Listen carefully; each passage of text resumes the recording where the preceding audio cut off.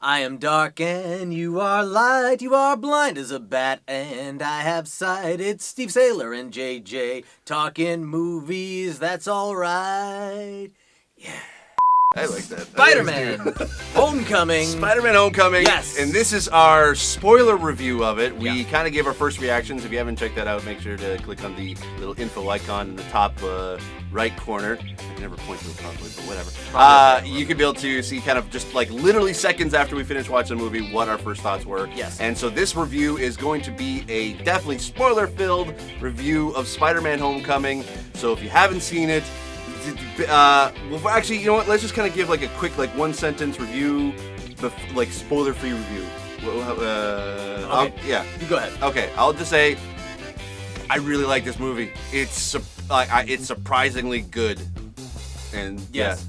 yeah. I would agree with that, and I'll say tons of fun. I had doubts going into it because, heck, it's been the third time in, a decade and a half that we've had a reboot of the Spider-Man franchise. I think Tom Holland may be my favorite Peter Parker / Spider-Man ever, even more than Tobey Mcguire. I like it. Fun, cool. fun, yeah. All right, so spoilers in 3, 2, 1. Go. That was actually, it was surprisingly funny from literally moment one. Yeah. I loved the Spider-Man theme, right, and the Marvel logo. It was full on the 60s intro to Yep. the cartoon. Dun, Yep. dun, dun, dun, dun, But done in dun. a very orchestral Yeah. sort of like movie score kind of way, and Yeah. I thought that was an amazing touch. Even though they've used that theme in the previous movies before, and they were always kind of very subtle about it. This one was like, Full bam, on. we're gonna hit you. Yep, this is the Spider-Man theme. Yep. And I love that. Yeah. What I loved particularly is the obvious is that now Spider-Man is immersed in the Marvel Avengers universe. Yep. There was no backstory, which I love. We don't. Mhm. Everybody knows the backstory. We Mhm. don't need to get into it. Even if you don't know the backstory, it did not matter in this case. Here's a kid. He's got spider powers. You know Spider-Man. You recognize the costume. Go. Let's do some fun stuff. And Yep. it started fun from beginning to end. Oh, I love that basically that whole kind of like first montage of like even just like after the Marvel logo and it said a film by Peter Parker. I'm Yeah. like, okay, that's cute. And then it just went into like this homemade vlog of Peter Parker, Yeah. like when he was in the Captain America Civil War. Yeah. And I thought that was a genius way to set up the beginning of that movie. And I'm wondering if they had done that, like they must have. I mean, there's so many people behind it, but sometimes these huge companies don't have the foresight to be able to be like, all right, how are we going to incorporate all these other movies into this movie or incorporate this movie into all the other movies? Yeah. And the way they did it with that vlog was just fantastic. It allowed people to catch up who may not be up to speed with all the movies. And here's how Spider-Man is already immersed in the universe. Yeah, I actually applaud them for this is what Spider-Man. At least within his own like filmography, Yeah. this is what Spider-Man needed. He needed to have I get it that yes, it's the friendly neighborhood Spider-Man. It's New York. It's like it's kind of like isolated in that sense in regards to just his series in the comics, Yeah. but. Like, what makes him work in films is the fact that he has a big universe behind him. Yeah. And what I really liked as well, that kind of like threw me by surprise, was how it started, at least in setting up even the villain, Michael Keaton. It started off with after the fight of New York, and it's so you see basically the Avengers Tower being kind of built or rebuilt. Yep. And then it sort of just pans down to the ground level. And that's where it pretty much stayed throughout the whole movie. Yeah. And that's what I liked about that's what set up the tone of this movie very well. Is that this is a grounded superhero movie, very much like the Netflix shows. It's very much like at ground level in the streets. That's what I was going to say. Yeah. If they could incorporate the Netflix shows like this, the Defenders, the Daredevil, the Luke Cage, the Jessica Jones, less so the Iron Fist. If you can incorporate them in exactly the same way, why wouldn't you? It just everyone so wants this universe to just explode and for us to be able to explore through the movies. Yeah. And I think that would be the way they did it with Spider-Man Homecoming would be a great way to do it with Netflix. It'd be interesting to see what they're going to do in Infinity War with them, because apparently they are going to be in it. But we don't know in what capacity, because obviously they've been just kind of stuck in New York or Hell's Kitchen pretty much this whole entire time. So it's just like it'd be interesting to see kind of where that, and then maybe Spider-Man is that bridge that in between their world and the MCU. Yeah. and hopefully I would love to be able sense. to see that happen. And I think like the casting of this movie was so good. Michael Keaton was. Oh my gosh. He was like amazingly charming to watch the entire time, even when he's at his creepiest. Yeah. I could not take my eyes off him any time that he was on screen. Yeah. I mean, that just goes to just Michael Keaton himself. Yeah. Like his He's got a presence, right? He's got a presence. I love a lot of his movies, so I'm kind of biased in that sense. But he, like I said in the first reactions, he deserves any Oscar we can throw at him because he is just that good at being like the guy that you care about because he got screwed over by the man in and of itself, and then it's like you see the reasons why he became a villain, which is so hard to do in this MCU. Because I don't feel like any villain has been fleshed out to that capacity. Yeah, you're absolutely right. And then kind of like the twist. Oh my God, the twist! I don't know. Okay, I don't know how it was in the theater that you may have saw it, but when we saw it, we saw it like a week early, so that was kind of a cool thing in of itself. So no one knew what it was going to happen going in. But when that twist happened, you see Peter Parker going to Lisa. Lindsay. His girlfriend. Liz. Yes. When he goes over, when Peter Parker goes to Liz's house to pick her up for homecoming. Yes. And then Michael Keaton opens up the door. Oh. I'm like, the entire theater was like, what the serious F? And initially I was like, oh no, he's kidnapped Liz. Yeah. Liz. Yeah. He's kidnapped Liz. But then it turns out, oh shoot, this guy is her father. No, I don't know how any of us didn't see that coming. I mean, you may have first of all, because Liz is black and Michael Keaton's white, and so Yeah. you're not really thinking, all right, she's got an interracial family, but she totally did.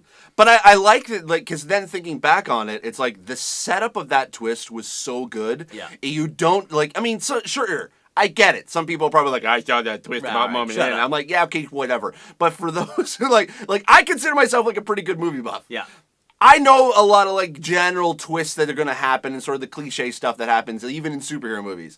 This one was set up so perfectly, the fact you didn't really know Liz's family that well. You knew that she was the popular kid in school and that Peter Parker was interested in her and they were sort of friends, and then you go to even their house and you don't even see any family photos. Yeah. You don't see anything that would related to her whatsoever.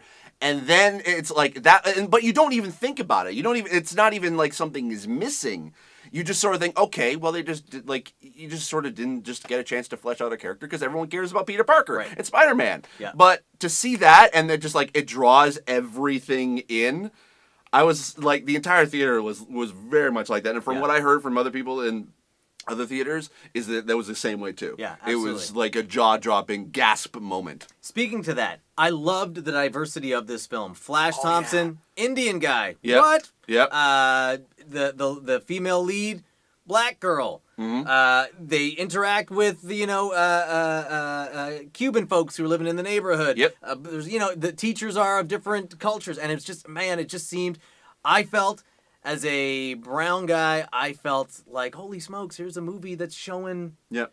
Everybody, I felt included in the movie, and I know that sounds kind of cliche to say, and blah blah blah. But listen, when you've been watching movies your whole life and you're not represented, to finally be represented, my black side, my Indian side, and my Chinese side were all represented on screen. Mm-hmm. High five to Marvel for doing that. Yeah, it really makes everybody feel included. And they didn't really like hit you over the head with it. It wasn't like saying like, "Hey, see what we did here? We had this diversity." Exactly. I liked the one thing I did like the most, like even just kind of adding to that diversity, was that even the jock bully is smart. Yeah, because they're all in this like extremely smart school for gifted students, and I get like that in a way was set up. It sort of made Peter Parker normal. Yeah, because Peter Parker we always knew was a techie. He was a smart kid. Yeah. But he always felt separate from his schoolmates because he was smarter, he was more athletic, and he was Spider-Man, so he was the ultimate outsider within the comics.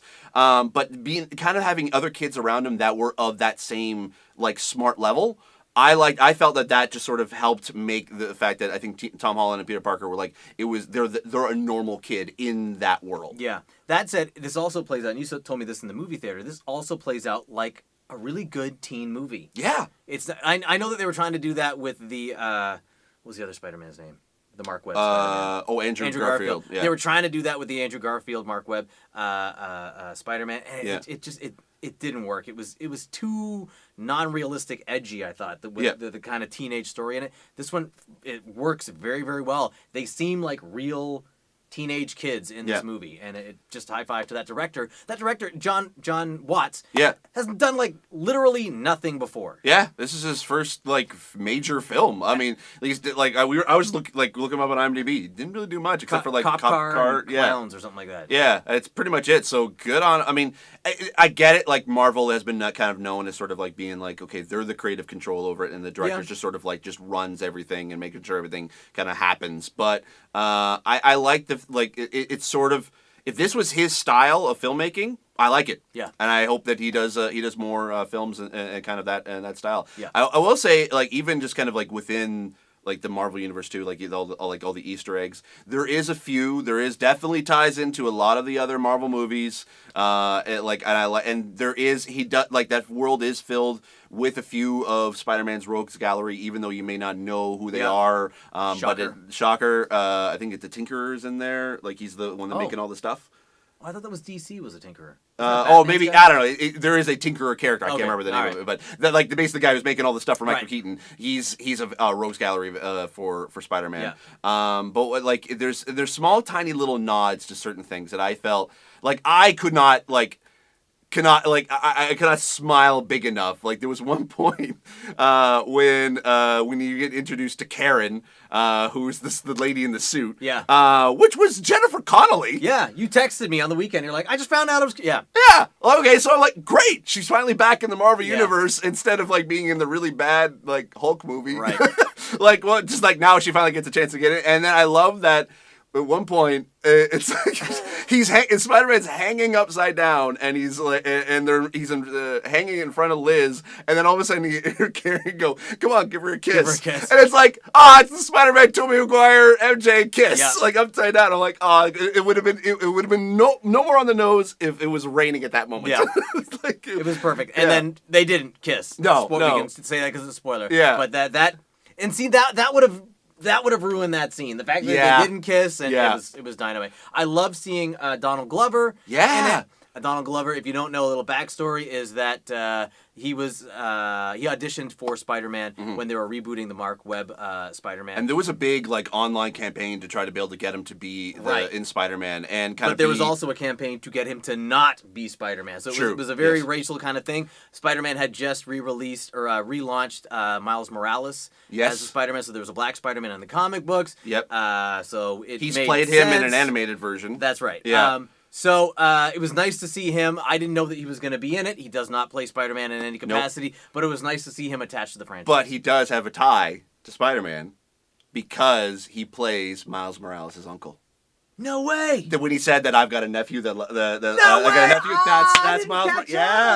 I thought I was like they didn't overly mention the movie, but the character name it's Miles Morales' uncle. Dude, I did not even know. I didn't know until afterwards. I didn't know until afterwards. I was like, okay, that's awesome. I like that, and I'm like, I hope to see Donald Glover. At least now he's cemented into the Spider-Man canon. Totally. And I thought that was so good. Oh, man. All this said, it's one of these movies that's worth seeing twice. Yes, I'm definitely going to go back to see it now that it's out. Yeah. So I'm going to definitely get to go check it out and hopefully be able to pick up on some more stuff. I will say this, the end credit scenes, I didn't really get the prison one.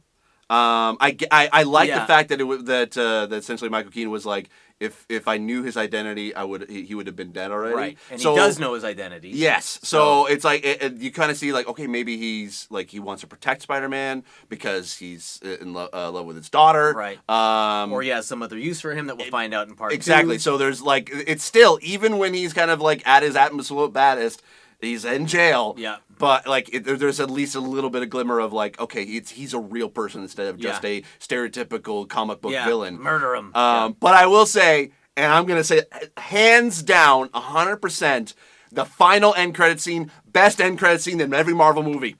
Just like Just seeing Captain America come back on screen and do one of his his little videos that he did. Explain his presence in the movie. Through the whole thing. Throughout the whole movie, you see like little kind of videos of Captain America talking to the kids at this school, and just kind of like giving like moral like kind of values and being like kind of like being the Sesame Street character for these kids. Yeah, totally. And then it's like, and then they do it throughout the whole movie. It always gets a laugh every time.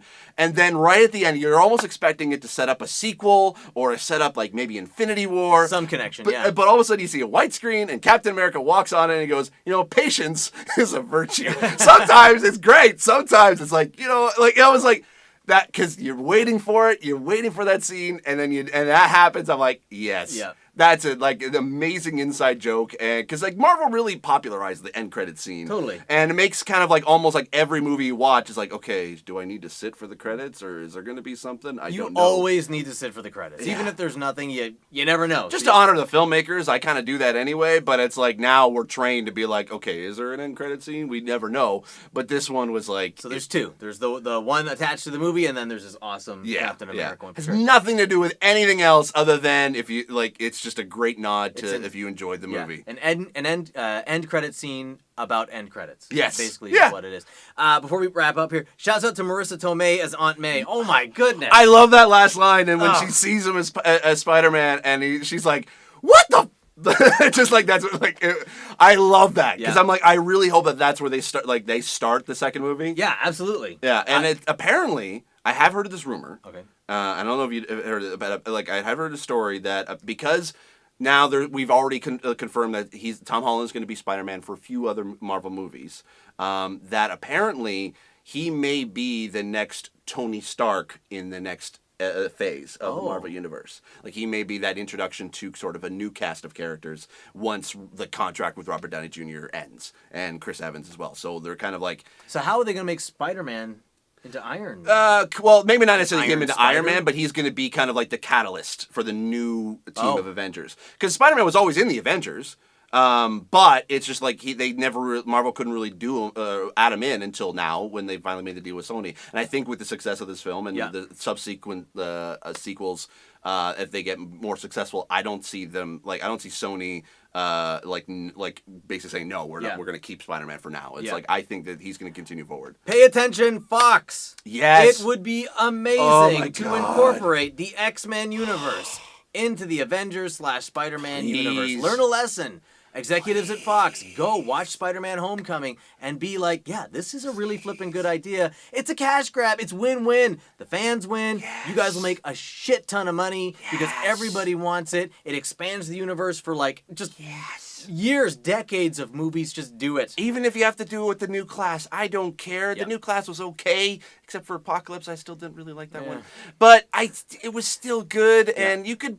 Like, you have the money. Disney, you could get Disney money to get Logan back into the MCU. Just seeing Logan fight maybe Thor or the Hulk. Dude, Logan's story is steeped in the Hulk. Can you imagine the Hulk fighting?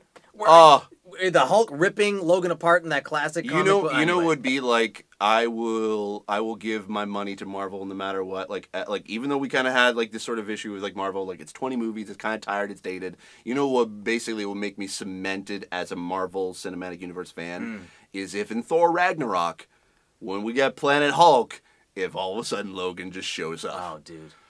As a cameo, come on. Can you imagine?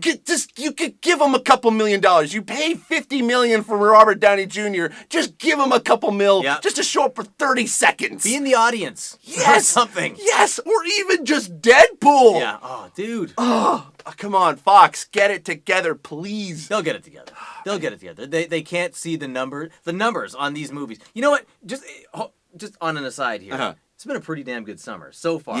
For movies. Yeah. We were worried that we'd be tired of all the action movies or the superhero movies, but there wasn't a lot of movies that we were kind of interested in. Yeah, that's true. Yeah, and like the two that we were kind of like we were hoping was going to be good, but that and it was Wonder Woman and Spider-Man, and we thought, well, Spider-Man I went in with kind of not necessarily great expectations. and I was blown away by it. I had little or no expectations. I wasn't and I'm a big fan of Spider-Man. I didn't go out and buy my new costume, which I was thinking about doing. I was like, whatever, we'll see how it was Marvel fatigue. We had Marvel fatigue, and now they've kind of woken us up again. Yep. So, final thoughts? Go see Spider-Man. If you've seen it already, go see it a second time. Yeah, it deserves it. It's the Spider-Man movie that we all wanted. That we've been waiting for since Spider-Man Part 2. Yes. Yeah. So, all right, that's it. Make sure to check out the other movie reviews that Jay and I have done, and we have a few more coming up for soon. We don't know specifically what movies we're going to see yet, but like any major movie, we're probably going to go see it, and we'll give you our review of it. Sounds good. So that's it. Where can we be able to find you, Jay? You can find me weekday mornings here in Toronto on the airwaves 93.5 The Move, on social media, Instagram and Twitter at TorontoJJ.